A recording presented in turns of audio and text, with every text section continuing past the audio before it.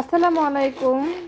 তো দেখুন, আমরাও মা মেয়ে শুরু করে দিলাম তালের পিঠা বানানো। তো এই হচ্ছে আমার ডোটা, এটা আমি সুজি দিয়ে বানিয়েছি। সুজি দিয়ে বানালে চালের থেকে অনেক ভালো হয়, আপনারা বানিয়ে খেয়ে দেখবেন।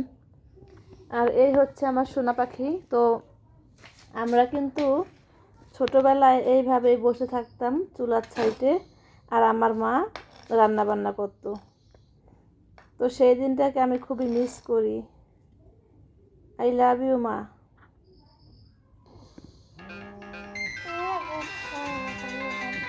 তো এবার আমি টুকটুক করে পিঠাগুলো বিসমিল্লাহ বলে ছেড়ে দেব।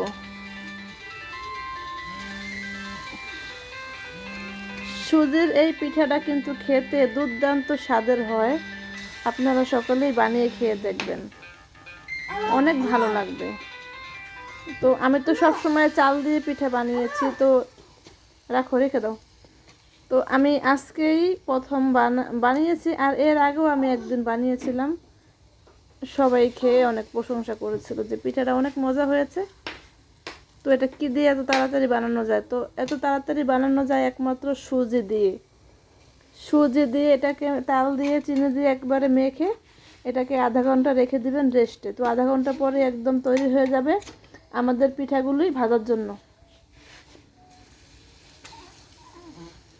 এটা কিন্তু অনেক মুচমুচেও হয়, আর ভিতরের সাইডটা একদম আপনারা বানিয়ে খেলেই বুঝতে পারবেন, খুবই ভালো হয়। আল্লাহ হাফেজ। তো ভিডিও ভালো লাগলে লাইক কমেন্ট শেয়ার করে দিবেন, অবশ্যই ভালোবাসা দিয়ে যাবেন। আপনাদের একটু ভালোবাসা পেলেই আস্তে আস্তে এগিয়ে যেতে পারবো। তো দেখুন, মাশাল্লাহ মাশাল্লাহ কত সুন্দর পিঠা হয়েছে।